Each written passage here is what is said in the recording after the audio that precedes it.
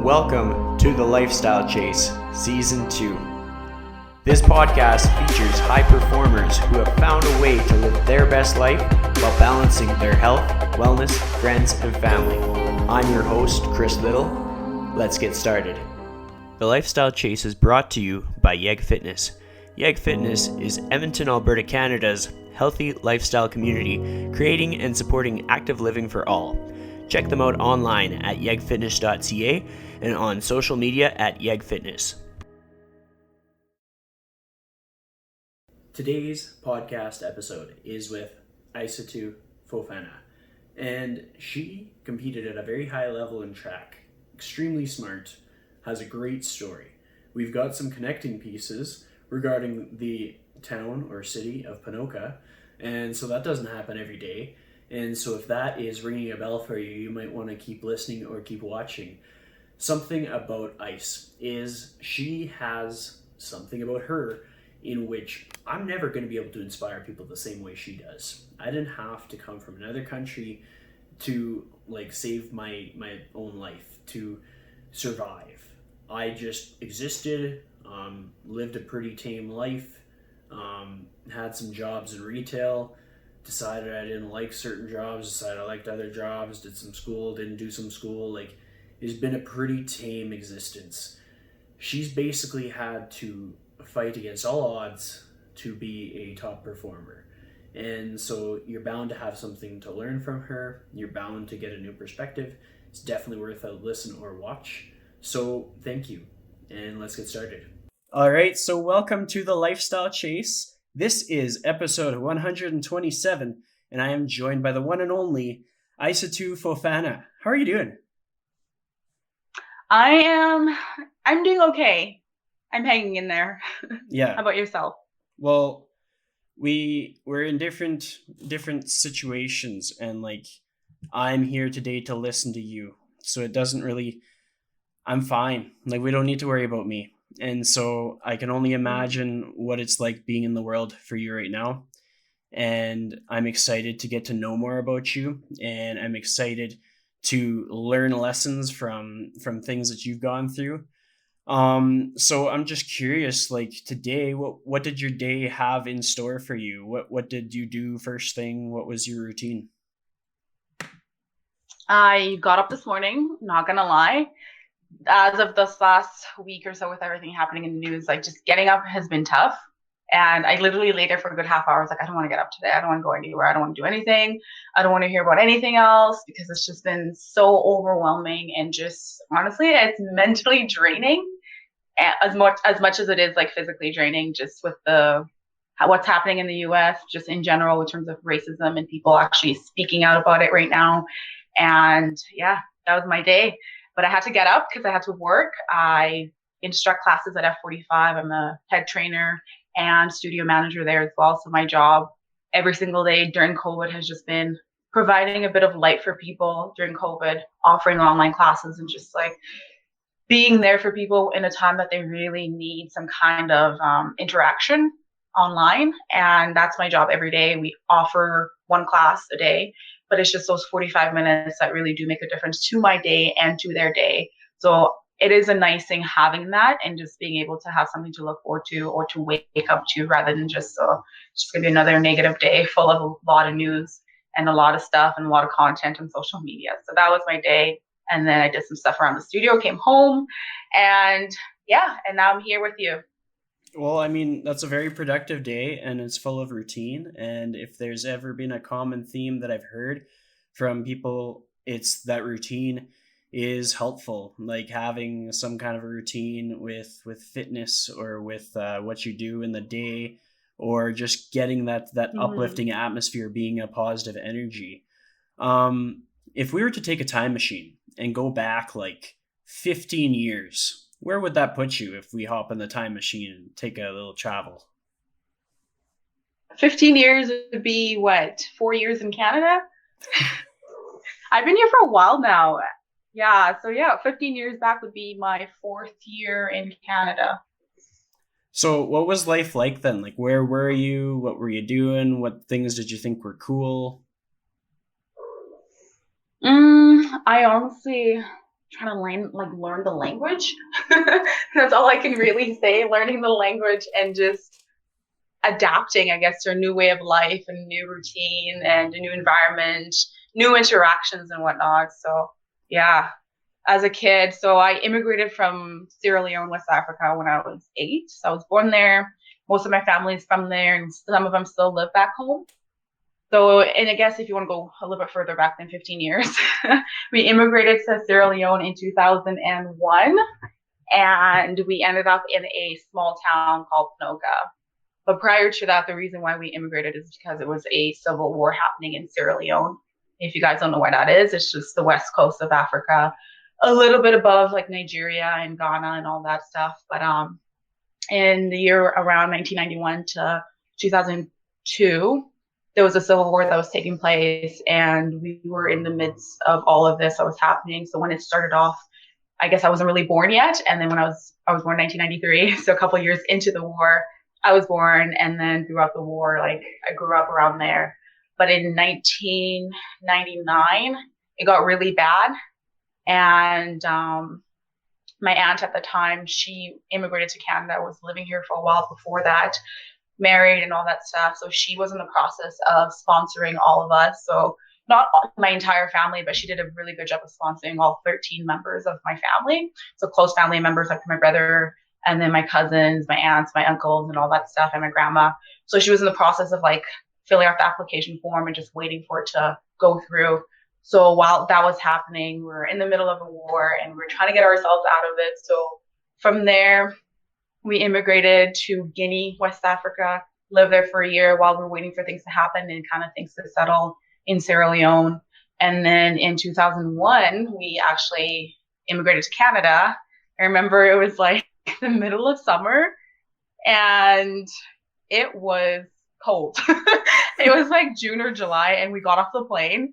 And prior to this is like an entire family who's never been in a different country. We were just told we were leaving. We didn't even know where we were going. We've never seen a map of anything else but where we were, where I was born. I didn't even know like the world was that big, right? So I was just, all I knew was Sierra Leone, West Africa. All I knew was the village that I grew up in, or the village that I was born, or like the tribes that my family is from. That's all I really knew. So it's like getting off the plane, not even knowing where you're going, traveling for 2 days. And all of a sudden you're like in a small town called Ponoka and it's the middle of summer, July, and you're freezing. So it was a huge cultural shock for sure. And it was just a whole new world, new experience, new learning. And it was just really fast paced. You're just a kid. You don't even know what you're doing, but you have to learn this language. You have to like wear these clothes that you've never worn before, and you have to like layer up and all that stuff, and you have to adapt to new climates and weathers and whatnots. And so it was a lot. So yeah, I immigrated to Ponoka, lived there, went to school there, and pretty much grew up there for most of my high school days. And during that time, went to school, became involved in sports, and I just fell in love with sports right away. That was just like my outlet of everything that was happening in my life and everything that I was going through at home too. So I just fell in love with sports and just made sure I was super enrolled and super involved in academics and athletics. And then from there, I was able to finish off high school, but then I finished off my high school year in Edmonton. So I actually moved to Edmonton instead of Ponoka in 2000 and I want to say 2010, 11, that summer. And then graduated high school, got some scholarship offers to schools in the States and went to university. And then from there, now in the real world, came back home, ran track, ran professionally for Team Canada. And then now I'm just kind of a retired athlete, just living life and kind of trying to be an adult. Yeah. And face the world.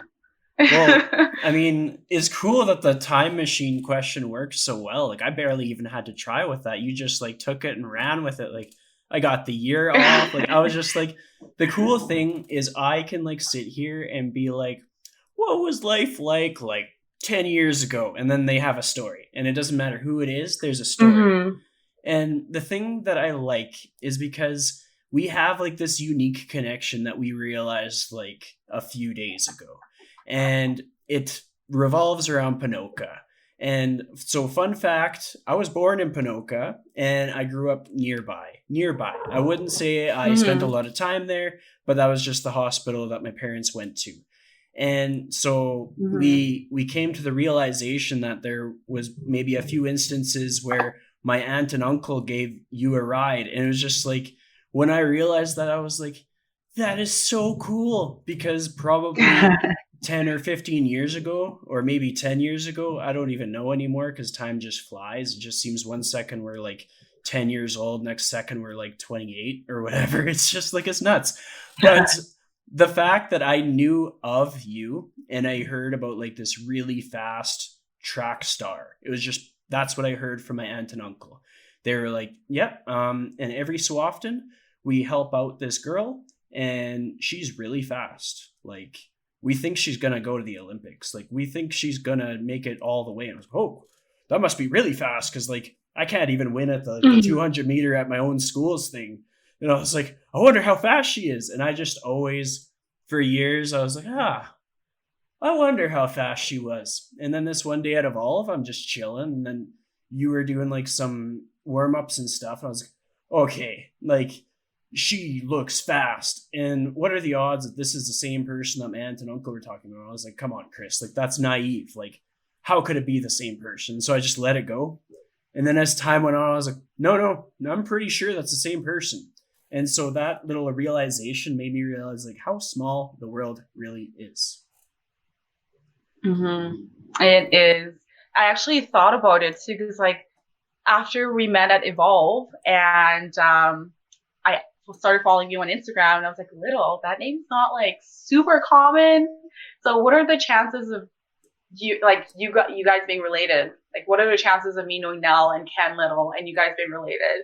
And then when you did reach out and ask me a couple of days ago, I was like, oh my goodness, I should have asked. I thought about it, but I was like, oh, what are the chances? Like, Yeah, I mean, yeah, it's the but it's odds pretty cool. are really high in Alberta. I mean, there's a few exceptions, but it's pretty high that just about everybody with the last name is related. I mean, there's a few exceptions, but I haven't stumbled across them.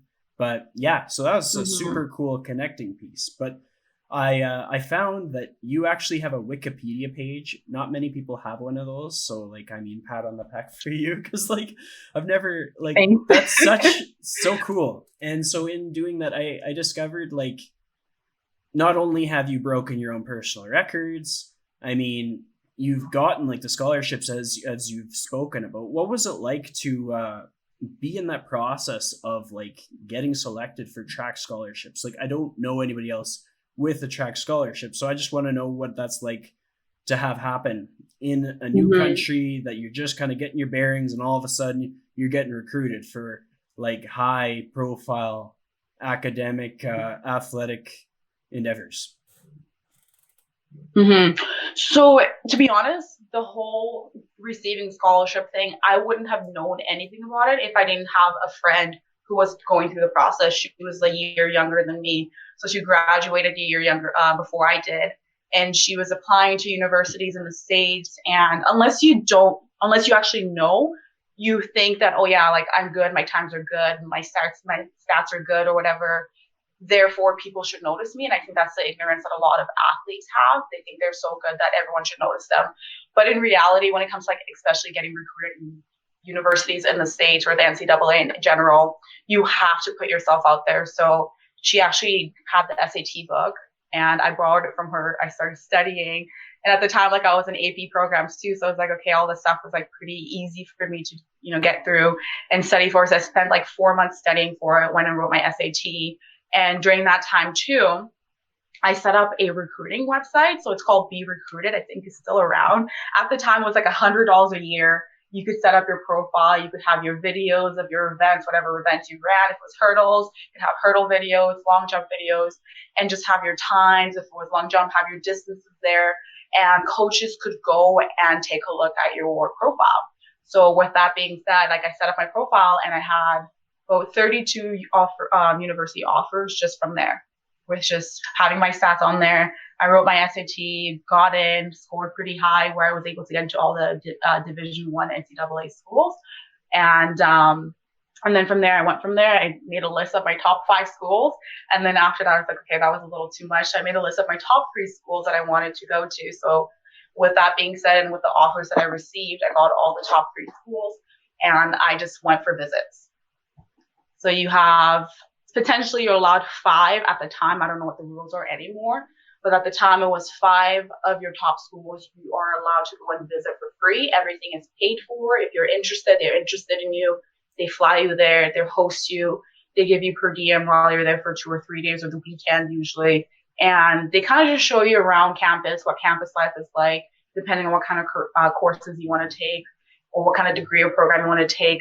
They will have someone who has a similar background to kind of show you around the campus and kind of try to persuade you. And then they treat you really nice. They take you out for dinner, they take you out for games, they take you out usually to like the head coach's house and you get to meet their family and whatnot. So it was a really cool experience, but that was how I literally got myself out there. You have to reach out to people who've been through it, because if you don't, it's not as easy as some people may think it is, because I would have never known. I just heard that, oh yeah, you can receive scholarship offers if you're really good, if you run a certain time, or if you're a really good athlete in general, and you're really good in your country or whatever. But it's not as easy as most people will think. Well, I mean, in getting to that process, like, it sounds like you were extremely disciplined to be able to get into like advanced academic studies and stuff. Like, how do you maintain such focus over a long period of time? Like, what is it that you have to do in order to keep your eye on the prize? Oh man, I'm always trying to figure that out, to be honest. But I feel like as a immigrant who immigrated from a situation that was way worse, and then you're being put into a place where opportunities are plentiful, and your job, and I feel like your responsibility is to do better than where you came from. So I feel like as a kid, I established that from earlier on, and I was able to have a really good work ethic because of that, because I always knew like I didn't leave Sierra Leone, a country that was being torn apart because of the civil war, to come here to do worse. So in the back of my mind, that's always been the goal, is to just do better than what I would have done if I was still back home. Like my chances of survival would probably be very slim. So every time I think of like slacking or, taking it easy or getting unmotivated, that's always has been in the back of my mind. Like, I have to do better. I'm an immigrant. Like, a lot of people died for this, and I'm put in this position where I can be more, I can do more, and I can literally change my life and then the lives of so many other individuals around me. So, and that has always been my motivation. Yes. Well, I mean, that is eye-opening. It's something that's been on my mind as I've interviewed more and more people. I've been like, like, the people that I interview teach me so much through perspective. Like, I could interview a person that's had the exact same life experience as me, and they might be like 10 years ahead in our own little like kind of same journey. But what kind of new things will I learn? What kind of adversity will I learn? What kind of like facing the obstacles will I learn? So that's what I love about this interview, because it kind of teaches me, like gives me a flash of perspective. Like, hey, I mean, if I don't have like, I don't know, a new patio chair, everything's going to work out okay. Like, I'm alive, I have food, I have opportunity, and I just need to work my ass off. And especially like from in the position that I'm in, and I am learning to listen more and more, and I'm learning to be more of an empath, and I'm learning to try and put myself in other people's situation. Like throughout this week, just learning to be someone that can listen to people when they need somebody to listen. Talk less, which is a struggle for me. I talk so much, it runs in my family. But I dial that back to be a better person for the people around me. In your journey, like, so you got into the school. What was it like to, like, you went from Ponoka to Edmonton, and then you got to your scholarship at university. Is that kind of how the process went? Yeah, so it was Ponoka, then I like moved my grade 12 year to Edmonton, finished off here, went to Ainley, don't know why, I should have gone to Skona. And from there I finally decided I was going to Northern Arizona in Flagstaff, Arizona. So it's a little bit more in the mountains. So we're training at 7,000 feet elevation. And I guess the deciding factor on that was just it's close to home, and it really resembled a lot of like Alberta, the mountains and whatnot. Still has snow, even though I hate snow and the cold, but it was very minimal where it's like you could wear a light jacket in the winter time and I wouldn't have to wear my 5 layers of the parka and 3 layers of socks or whatever. But I really liked it. It was just the vibe and the environment was really great. So yeah, from Ponoka to Edmonton to northern Arizona, and it was just more of like learning how to adapt because again, life isn't always about just going into a straight line or you have a goal and it's just going to be a smooth sail. There's curves and turns, and I guess just from immigrating to Canada and having to be forced to adapt and find a new way of living and expressing yourself and also new freedoms and opportunities that are presented with it. It's just being very open-minded about things. At any course in life, things change. Like right now, what we're going through COVID, no one expected our 2020 would end up like this, right? But this is the situation. This is what's happening. And some people will take advantage of that. They will adapt. They'll find new opportunities and new ways to keep going on and keep persevering, whereas others will just use it as a defeating factor and toss in their 2020 year and just think this is like the worst year ever. But there's a lot of moving parts right now. COVID, what's happening with America, and I think it's just a time for change, and it's time for people to just be open-minded about what's happening. Well, it's absolutely true. I mean, it's a major awakening for people, whether it be our environmental impact, our social impact, just a time to start learning things that we know nothing about, understanding that we'll probably mess it up, but if we get back up real quick, we're going to be okay. Like, have you ever run a race where something just didn't go the way that you wanted it to go? Oh yeah, that's like all the time. Yeah. Every single time. I mean, we always don't have this idea of how we're going to execute a race. But again, it's not usually how you started. My coach always says. So with sprinting per se too, there's like 3 important phases. So there's the start phase, acceleration phase. There's actually 4 phases. Start phase, acceleration. There's the transition phase, phase 2. Phase 3 is going to be your top end speed and then the finish, right? So my coach always reminds me, no matter how you start in life, it's the transition that is the most important, right? It's how you choose to keep going after a terrible stumble or whatever. Or if you start off really slow, your reaction time is really bad. You're not just going to toss everything out the window and stand up right away and call your race. You just throw your race in the bag and that's it. If you have a stumble at your starting block, that transition can still make up for a lot, and that can still make a really good race. You just have to execute properly and not just give up right away. And and just kind of trust the process, right? Well, I mean, that's a amazing analogy for life. Like, people can take that and apply it to all kinds of different things where they think like it's like the year 2020. It's like no sense in thinking the whole year is shot when there's so many opportunities to pivot or opportunities to kind of lean into that discomfort of like thinking, like, I don't know what's going to happen, but I'm going to try my best, or I'm going to wear my heart on my sleeve and like be the best version of me that I can be. Like, you got to be all in on this year that we have in front of us.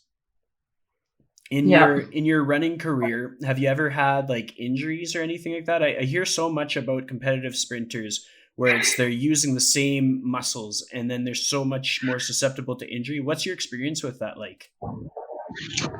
Oh man, that's the reason why I'm done with track.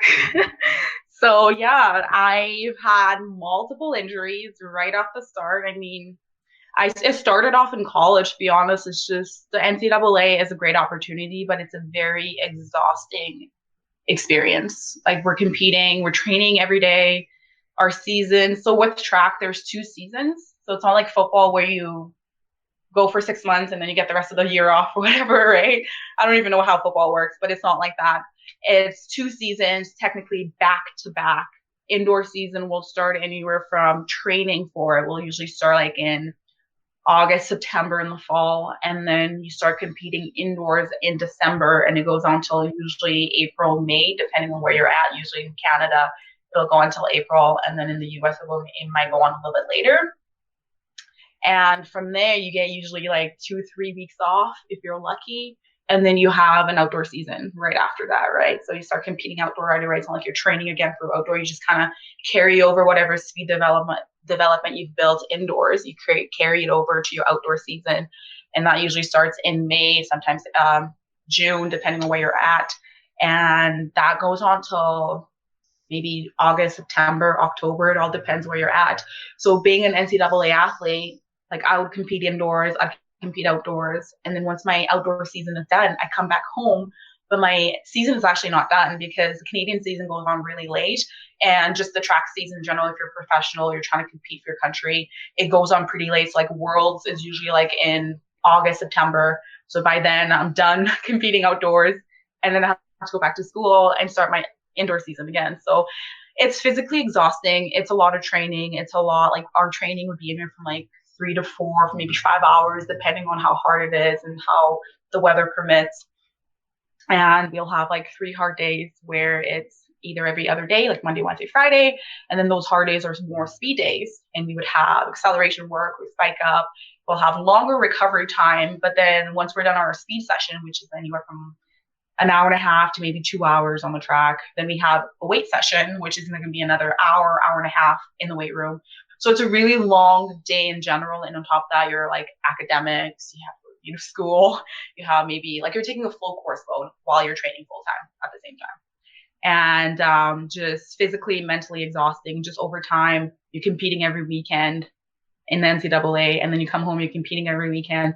So it's just a long, almost 10 to 12 months of just competing and just beating your body down. So I have had injuries. My freshman year, I had knee issues that was never really fixed. I just took some time off when I needed to, and then it just kind of like progressively worked its way up the chain, the kinetic chain, and then it became like my hip issues. And that's actually why I'm no longer running track. I would love to still be in the sport, but again, things happen when it's time, and it's just my time was up. So my career was due to a hip labrum, my right hip labrum. I tore the cartilage, and I had surgery and everything, but it was just it wasn't the same. Like everyone has a different way of bouncing back. Some people bounce back well, some people don't bounce back at all, or just some people they just had enough. And I think for me personally, I've just had years of just beating my body down. The hip issues started way back in 2014 when I was still in the States running and competing and whatnot, and had MRIs, multiple MRIs. They weren't able to see anything in the imaging. And as a result of that, I just kept on training because as an athlete, I guess another thing that a lot of us develop over time is to kind of like just train through the pain. Even though you know there's something wrong, your coaches tell you train through the pain. So therefore you listen, and you just kind of think it's a way of being mentally tough when it's probably stupidity. And now I'm more of an advocate of like listening to your body and whatnot. But I just kept on training through it, and it just became worse and worse, where it wasn't even my right hip at the time that I was feeling. Like I felt like a pinching sensation, and but what was happening was I was actually straining my left hamstring every single time I would like train or go for competition or anything. I would strain my left hamstring right away. So I moved to Toronto in 2017 and got an MRI done on my right hip because my coach at the time was like, you know what, this makes no sense. Like there's range, there's strength. So what is going on? So he just decided to get an imaging on the other hip, and we'll go from there. And they found out it was like a huge labrum tear that has been there for years. And I needed to either get surgery or quit right then and there. So it was a really hard decision because I was like, if I get surgery, there's always that what if component of I'm going to regret it. I'm going to live a life of regret saying, hey, what would have happened if I had gotten surgery and not just quit? So I just decided, you know what, the worst thing that can happen is I get surgery, it doesn't work, and then we know, right? So I decided to go ahead with the surgery in 2018. So it was like a huge process. This is like a huge wait list, right? Even though you're like your Team Canada athlete or whatever, we don't get a lot of like expedited, privileges. We have to wait like most people. We don't have to wait as long for sure, but there was still a process where I was like waiting. And then finally 2018, that year, February, I got my surgery, and it was a really good surgeon. He's done a lot of our teammates. So labrum tears are super common in the sprint world, in the track world in general. If you're a sprinter, if you're a long distance runner, and I had no idea of it until I actually went through it. And then when I went through it, I had people that were coming forward, talking about it, sharing their stories, helping me recover a lot faster, and just giving me tools on how to be successful post surgery, which was really helpful. But unless you go through something, you're never going to know what it's like if you, like, again, you haven't gone through it, or if you don't reach out or ask for questions or ask for answers and whatnot. So that was the surgery. It went well. 2 days after my surgery, I was on a bike because, athletes were crazy. I was biking, I was doing my rehab stuff, and it felt great. And I got cleared in July. So maybe 6 months after, got cleared in July to return to training, but not competition, just to slowly transition to training. But just every time I trained, my body just was not the same. There was just a lot of imbalances over time, and just a lot of compensating that my body had to do because of that injury. And I just mentally, physically, I was just super exhausted. And again, in the back of my mind, I was just like, I didn't come here to struggle to be an athlete. First off, it's not like Team Canada is paying us athletes any money. Some of us are actually not getting paid, right? And since I was injured 2 years before, I wasn't eligible for any kind of funding. So all the training that I was doing in Toronto during surgery, after surgery, all that stuff, I have to pay for everything, right? I had to pay for my way. It wasn't like they would pay for my living, they'd pay for me to train, they'd pay for my food accommodations or anything like that. Athletes are working full-time jobs, or they're working part-time jobs while they're trying to train full-time as well and represent their country. So it was just a time in my life I was like, this is not the life that I came here to create. I didn't leave a place where I was struggling to come here to even struggle more to try to represent my country. I love Canada and all that, but it was just that deciding factor, I have to do more for my life. I have to start creating a career and just an impact that I can leave behind, or just to find ways to influence people otherwise and just through track. So I decided to quit track, and yeah, that was it. Yeah, I mean, I really like that you shared that with me, because I know some competitive track runners, and injuries are extremely common, and it can be a big mental battle. When your eyes are on the prize of progressing in one specific modality, whether we're lifting, whether we're running, whether we're competing at a high level, or we're competing with ourselves in the mirror, it can be really tough to have to pivot. What kind of went through your head in the moments that you were like, okay, we have to shut her down, we're going to pivot? Because you have a good attitude, but I can imagine that there must have been some tough moments there. Oh yes, there was a lot of days where I would have conversations with my coach where I was like, coach, what am I doing? I want to come back, but I don't want to come back as just a mediocre athlete who's just trying to run times or whatever, or trying to come back, but they're not really fully recovered. And now looking back, I think my biggest issue was I was mentally in a state of mind where I was trying to prepare myself to compete, which a lot of athletes do, rather than preparing yourself just to be healthy, right? And if I had that different shift before I decided to shut it down, I think I would have been way better off. But again, it would have been years, who knows, maybe I would have had the same mentality and would have still kept on going. But at the end of the day, I think I wouldn't have enjoyed the journey as much, because I would be forcing a lot of things, right? And even though I'm sad and I miss the sport, I miss the individuals in the sports, I miss the traveling, the experience, the cultures, and all that stuff, I feel like it was the right time for me. It was a tough decision. Even today, I'll wake up one day and I'm like, I'm no longer retired, I'm going to go back. And I'm like, no, Ice, no, you're done. There's no going back here. There's days where I do wake up and I'm like, oh, I feel great. My body feels great. But I do one hard workout and my hip just gets so agitated. It's just, Like, yeah, anytime I feel my hip, I'm like, yeah, no, it's done.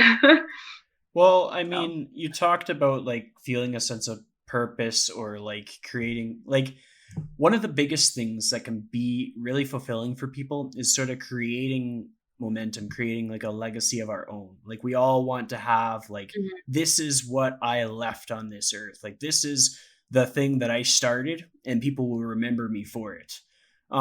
What Yeah. inspired you to get into the fitness industry? Like I know you were very active in fitness, but was there like a certain moment that made you think, "Oh, I'm going to be a trainer and I'm going to just train everybody that I can train," kind of thing? Um, no, I've just always loved being active, and I just always loved the idea of like pushing yourself physically, mentally, and not really you're never good. Like you're good right now, but it's not your best, right? There's always potential, there's always opportunity for growth and development. And I just love that idea. And fitness is one way that you can really express that. And just being, I guess, being an athlete, being in the sports world. And then I also studied exercise science in university. I was like, I might as well put that to good use. So, yeah. So the fitness space was just something that was really it just resonated with me really well. And it was just an opportunity for me to be very creative and also express myself too. And I know like I've known a lot of individuals who just kind of struggle with body image issues. And it's just a really great way to reach out and just show women, especially in fitness, that there is potential, that lifting weights and being strong is not a bad thing. It is actually empowering, and it's what the body was designed to do. And I've always just loved the idea of just fitness in general. There's just so many opportunities in it. You can change Well, people's lives. You can share stories. Yeah. I agree completely. Like, I mean, you came to the right podcast to be talking about how great fitness is. But with your Mm-hmm. education with exercise science, was there other stuff that you studied in addition, or was it just streamlined right into just the fitness space with your university I education? on Yes, I always knew like I was really good at science, so I wanted to do science, something sciencey related, and then I was always a huge fan of sports, athletics. I was like, okay, you know what? Exercise science it is. So that was it, just from day one. I just always knew. Yeah. Well, I mean, that works out really well. There's so many ways to enter into this industry, and for it to line up like that, for you to have to pivot, but have everything that you kind of need in that process, or at least be headed in the right Mm-hmm. direction. Because, like, I came into this industry from something like totally different. And so I was like, I'm in fitness now? Like, it was a big shock for me. But when you were so into competing and you were performing at a high level, and you're learning all this stuff from like highly sought after coaches. And I say that as a blanket statement. I'm assuming if somebody is a coach at an institution where you have to compete to get in, or where you have to compete to get like a scholarship, like they got to be like Mm-hmm. amongst the top people out there. When it came to Mm-hmm. your coaches in the university level or college level, like what was the best advice that they gave you that you can kind of think of today, if anything like has stood out?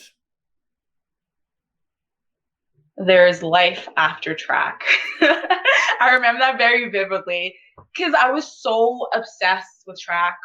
I was just literally, I can go to parties. I would do everything that I was told, eat this, eat that. And it becomes very, like anything, it becomes very obsessive, right? Where you just think about it, you can't take your mind off of it. So I was just consumed by track 24/7, trying to be the best 24/7 and missing out on experiences and missing out on like relationships and whatnot. Like I'm anal. If I want to do something, I will go the extra mile. I will become super obsessed with it. I'll just immerse myself. And that was my mentality in college, where I missed out on a lot of experiences because of that. And I think a lot of NCAA athletes do that too. We miss out on all those great relationships and mentorships that we could be building, but we're just so obsessed with just our scores. And then on top of that, trying to maintain your GPA, but you're not really immersing yourself in the now and in the moment, right? In the experience itself. So I didn't really spend the time to get to really experience and enjoy my journey. I was just kind of like A to B, eye on the prize, nothing else matters kind of thing. So yeah, my coach just told me, Ice, there's like life after track. Like when you're done, what do you want to do with your life? You can't run track forever. You can't do any kind of athletic adventure forever. You can work out and maintain a healthy lifestyle, but you can't go all out 100% every single day and expect to maintain that for the rest of your life. It's about sustainable habits over time. And it's just about what are you going to do after you're done track?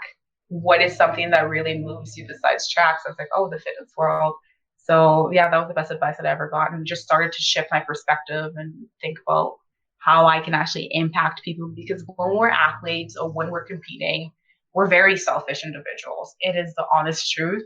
And it took me stepping away from it to really realize it. Like, we have a lot of people who support us. We have entire communities to support us. Like, I grew up in Ponoka, and I know I left and went to university elsewhere, but like, I've always been a Ponoka girl, and the entire town has always stood behind me. And when I was in the sport, like, I realized it, but I didn't really value it as much, if you understand what I mean. So now that I'm no longer in the sport, and now that I'm thinking about life after, well, I am done track, life now, life after track, literally, it's like all those people who played a role in allowing you to experience those moments and allowing you to experience those opportunities, like, those are what truly matters, honestly. Like, I didn't get here on my own. Like, yes, there's so many talented individuals out there, but they're not going to be able to get to where they need to if they don't have the support behind them. So that was one thing that I wish I kind of spent a little bit more time appreciating and being more present with. But yes. Well, I mean, that's super cool because yeah, like I even saw you in newspaper articles. Like, isn't that bizarre? Like, when does that happen? When do I interview somebody like a decade later and I'm like, oh, like I legitimately saw her in a newspaper article, and that just makes me giggle. Like, I'm just like, of course I saw the article, but then it does take a village to basically elevate anybody in any place in our life, in any ventures that we do, like brand new businesses, they need their first like 20 clients. Trainers, they need their clients. People who cut hair, well, they need people's hair to cut. And so like community is great. There was the thing that I saw on your Instagram story just with like the F45 community, and it was so heartwarming to see that in just like that gesture that they did for you. And like, what was your emotions in that moment? I still think about it even today, and I was not expecting that. Like, my bosses and the owners of the F45 Walker Lakes that I'm at, they're amazing individuals. Like, the entire family, their families, I spent time with them outside of F45. But for them to actually, and the members, like Chad Cook, put that, he organized the entire thing where he got everyone to change their screen. There was a picture of myself, and then it said, "We support you," or we stand with you, Isatu, and hashtag Black Lives Matter. And I wasn't expecting that at all. Like, I literally turned on my computer. I had a Zoom live workout at 11:30 that day. Turned on my computer at 11:15, and everybody was logged in. And individuals that were not even doing the workout were logged in just to support me and support any people of color everywhere, all over the world. And it was a huge moment where I cried. I cried, and it was a huge moment where I was like, this is what the world needs. Like, it's one thing to say you're not racist, or to say that you do value and believe that everybody deserves equality, and you see different races as one.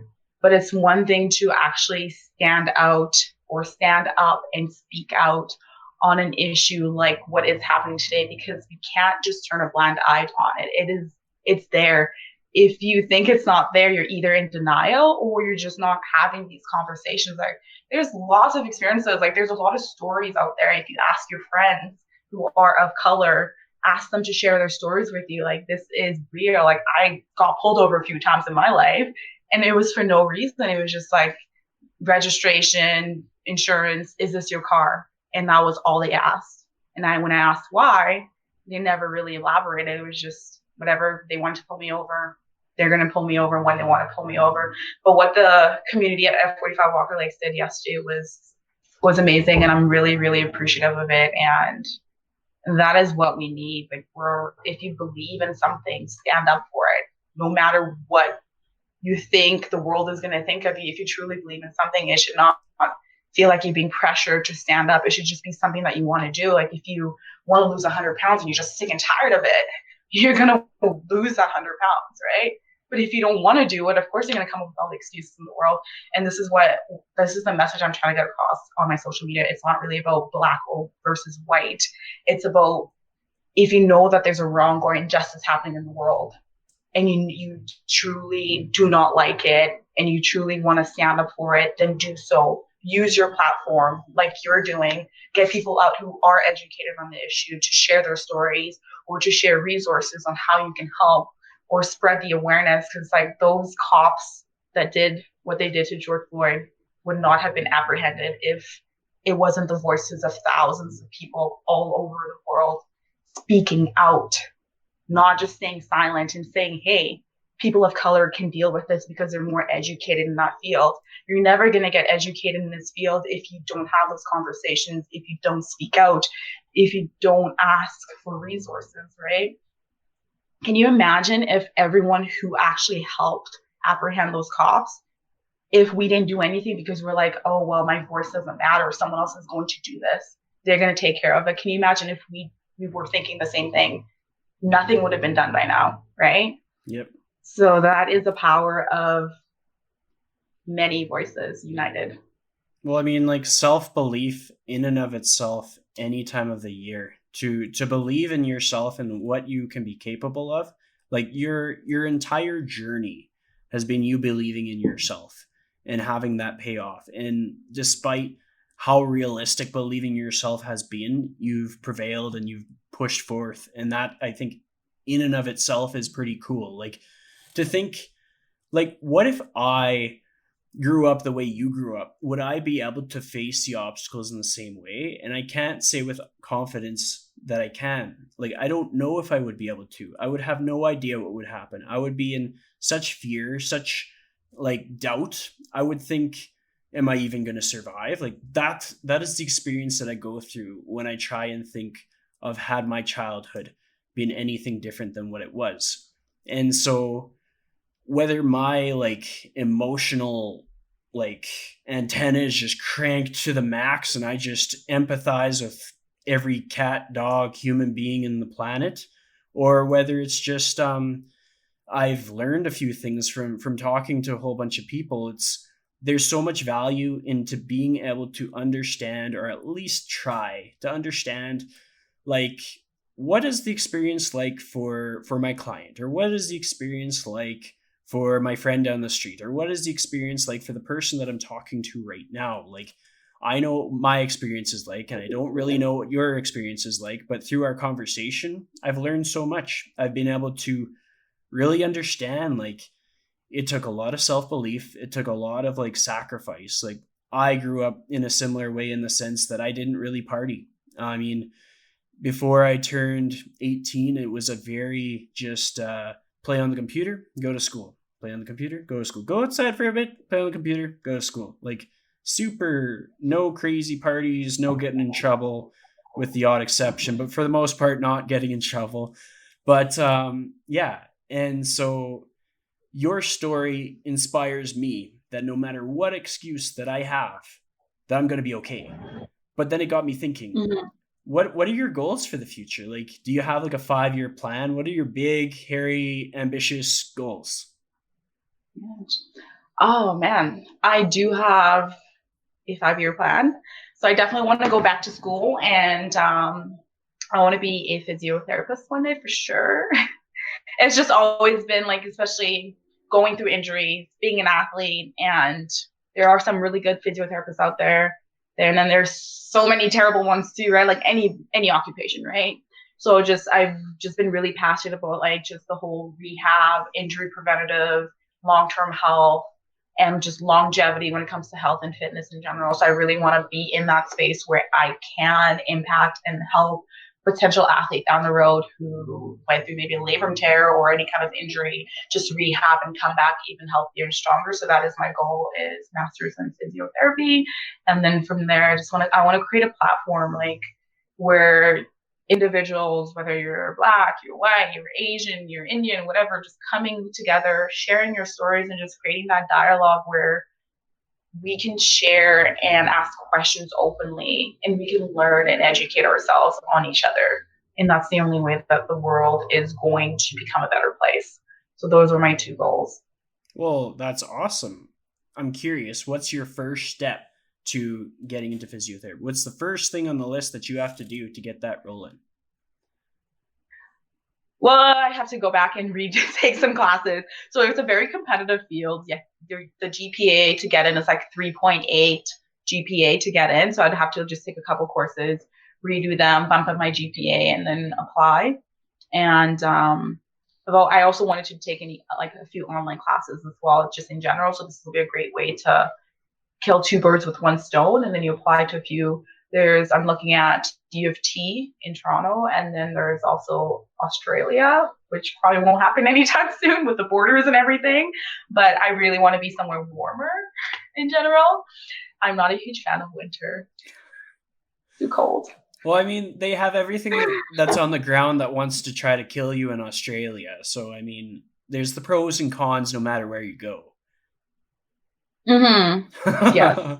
But I'm not too terrified, though. Like, I'll take my chances. Big spiders versus cold any day. Yeah, and I mean, I'm a big chicken, so that's why I don't mind being cold. I'll put on the parka and I'll just stay here where everything can't really survive the minus 35 weather or whatever it gets to be around here. So then my last question for you, second last question for you is, if you could give one piece of advice to someone on how to live their life to the fullest by being themselves, what would that piece of advice be?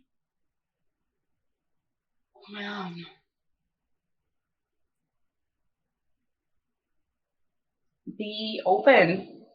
Don't be worried about what other people are going to think, because the truth of the matter is people are always going to judge you. Whether you stand up for something or you don't stand up for something or you remain silent, they're always going to judge you no matter what. So you might as well just be open, unapologetic, and just keep it real. And then, right? Yeah, well, I mean, that's good advice that can apply to so many things, like open communication when we're learning from our trainers and our clients. It teaches us to get to know people better, and just being okay with just being who we are and just being ourselves and pushing forward. So every episode, I leave the listeners/viewers with a challenge for the episode.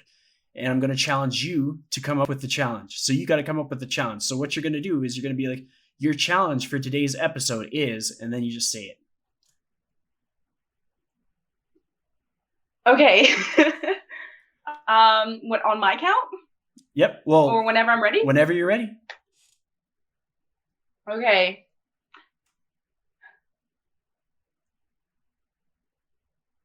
Okay. Your challenge for today's episode is take the time to have that uncomfortable conversation. Ask someone of color what they're going through and just listen. Just be empathetic, get educated, and just have an open mind and an open heart. That's your challenge for today's episode. That's a wonderful challenge. So thank you so much for joining me today and for outdoing me on the backdrop. So if anybody's listening to this, they got to check out the video to see the backdrop, because she just rocked it today.